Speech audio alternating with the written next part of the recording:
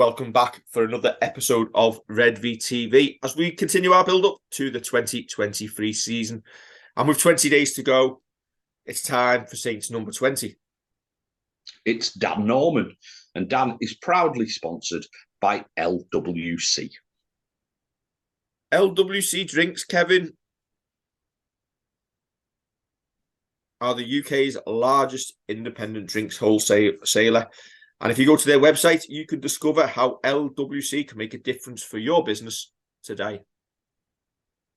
Excellent. Getting good at these, aren't I? Yeah. I'm wasted. I'm going to be like the guy who does the little jingle things on the radio. The terms and conditions guy, I can imagine you doing. If you had 3.4%, paid over 2 years. That stuff, yeah, you'd be good at that. Wish it was 3 to 4%.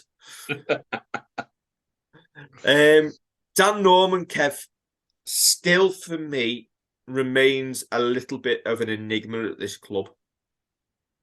I was very, very surprised to see that he'd made 12 appearances last season.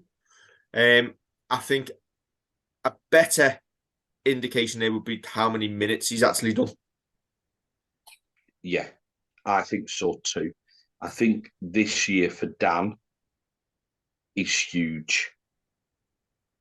In respect of his career at Saints, I think it's massive for him. I think he needs to earn the trust of the coaching staff to go out and do longer minutes. Because you look at our prop forwards and you look at how we roll with Matty Lees for 30, 35, 40 minutes. Alex Walmsley, 30, 35 minutes. Iggy Parsi, massive stint coming on for one of them lads. Louis doing the same. You've got older lads now in the prop forwards. So I am looking at Louis. But he should be looking at taking that fourth choice prop position. Around him, he's got other people one of whom will come on and speak about soon enough in Jake Wingfield, who can play in the middle. But he needs to be that person who is getting the 20, 25, 30-minute stint off the bench and making a difference. I'll always go back to when we had Luke Thompson and Alex Walmsley as our starting props, and Matty Lees would come on and you wouldn't see a dip in intensity. That's what he needs to do this season. Yeah. Listen, and we really need that because you don't want to be putting massive minutes or massive stints through Alex Walmsley this season if you can help it. Alex is getting to the back end of his career where, as a prop, you want to be giving him stints on and off the pitch to keep him at his best. And the supporting cast of props, the ones who come off the bench, are just as important in that regard, in sharing that load. Is it fair to say if he can't oust Louis McCarthy-Scarsbrook from that bench spot this season, do you fear, not fear, but do you fear for the Saints' future and whether he's retained for the next year? Because for me, at this point in his career, he has to be getting ahead of Louis McCarthy-Scarsbrook, given Louis' age. Yeah, listen, I mean, he's 25, Dan. It's still young for a prop. You obviously see exceptions to the rule when they come through, and you see Matty Lees and the likes come through and get a starting berth as a young prop. But yeah, if he doesn't start making the bench and making more minutes on a regular basis, because we've only given him a 1-year deal for 2023, you do wonder. Obviously, from an outside point of view, you do wonder where his Saints career goes if he's still 5th or 6th choice prop behind Louis. Go on. I think for me, I feel at this moment in time, I'm hoping this is probably what other Saints fans are thinking as well. It's very hard to judge him because I don't think we've seen enough on the field from him. He could be ripping up trees in training for all we know, but on the pitch, he just hasn't been given the minutes. And listen, that might come down to the fact that we are such a good side and he's just found it really hard to break in. But as you say, for his own development as well, he needs to be getting minutes, whether that's with us or elsewhere.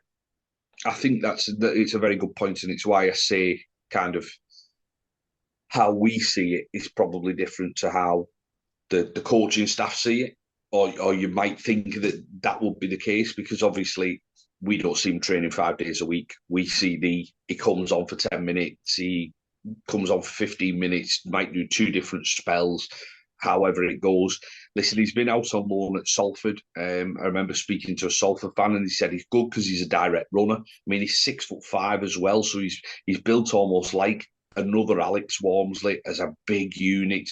You only have to see. You only have to look at his Instagram, Kev. The guy's ripped. Yeah, well, that's it. And you think, I've said this in the past, where you turn around and say, keep all your props different, so they all bring something different. They all run hard, yeah. But we've always had pace through Louis. We've always had explosiveness now through Iggy Parsi. We've got Matty Lees, who is just tough and will just keep doing the little things of taking the first running. You've got Alex Walmsley, who is, as John Keir said, like trying to tackle scaffolding fired out of a cannon.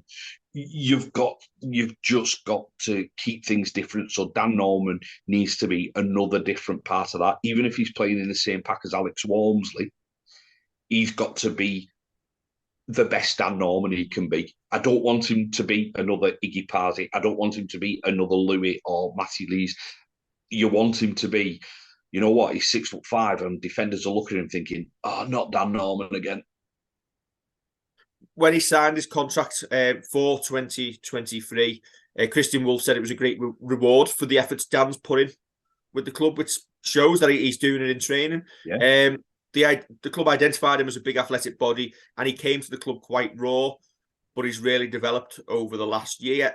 He has a great work ethic and is a great person, and everyone has seen his improvements, and he has had a big impact. The good example was Leeds Rhinos, where he held his hand up and really put himself in the picture. So, listen, we've had props who've come to us raw. Yeah. And one of them has just celebrated his testimonial last year, and he's had a great career. And so, listen, as you say, Dan Norman, he's still only 25. His next 2 or 3 years will be coming into his peak, and he'll be wanting to show what he can do on the pitch for us. Yeah, definitely. And I think the thing is, even with this, even if we turn around and say, oh, it's a massive year for him, we want him to do well. We want him to be the next prop who's come, kind of, obviously not come through our academy, but he's come through the ranks still, as signed as a raw forward who's coming from London. I think it was we signed him for. We're trying to mould him into a Saints player, and that has worked. So listen, I want to see Dan Norman play this year. I want to see him, and I think obviously with the trials of going over to Australia as well, I think in that early part of the season he will get a chance, because I do think we'll rotate and make sure that, I'll keep saying it, even though they're younger than me, some of the older bodies are getting the rest that they need ahead of what is another crucial season for us.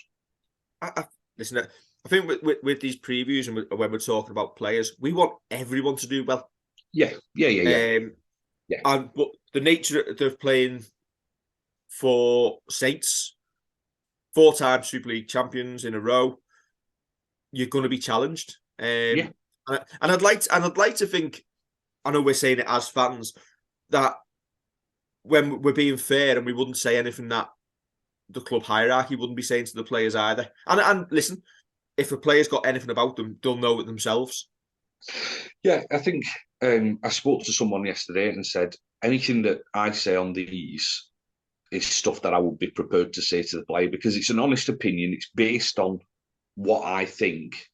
And I'm not saying I'm right. I'm saying it's based on my opinion. I've just got this platform to give it. So it's not that I'm turning around and saying stuff like, Dan Norman needs to be a little bit better. You know what? I'm saying that from a place of, I want to see him get better. It's just my opinion that he's not played enough minutes. Is that Dan Norman's fault? Is it the coaching staff's fault? Who knows? Listen, Connie Harrell is our best example of last year. Yeah, he is. And listen, I generally don't think we've said anything to criticise Dan here. I think it's just a case of Nope. we want to see him kick on. And do you know what? I Yep. think the reason we need to see it happen is because obviously if Louis is going to retire at the end of next season, then there's one replacement straight away in the squad. Yeah. You want Dan Norman to kick on so that you're not having to look for two signings. Yeah, exactly. Because then you turn around and you say possibly maybe Lewis Baxter and George Delaney, who were coming up then. Well, actually, Are you Louis replacements? Yeah, are you Dan Norman replacements? Yeah. They're the ones coming through who might make 12 appearances, as you say, and it might be in little stints and that because they're getting them ready for the first team. And that's what you want to see happen. Yeah, the continuity at this club, I feel, has been one of the keys to our success. Yes. You don't want we don't want to reach a point where we are having to turn over 5 or 6 players in one go, because that would really harm your chances of being competitive at the top of the table that year.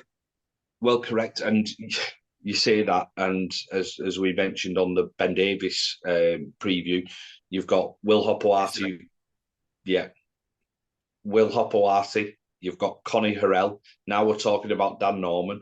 We've got Louis. We've got James Roby, all potentially or all out of contract at the end of 2023. So you need that continuity from your squad players who do make that step up. Right, that is our number 20 done and dusted, Kevin. Next week, we start our countdown from our number 19. It's all getting a little bit exciting as we're coming up to the season. Certainly is. Don't forget to like, share, and subscribe. And we'll catch you tomorrow for the next of our 2023 season player previews. Enjoy your weekend.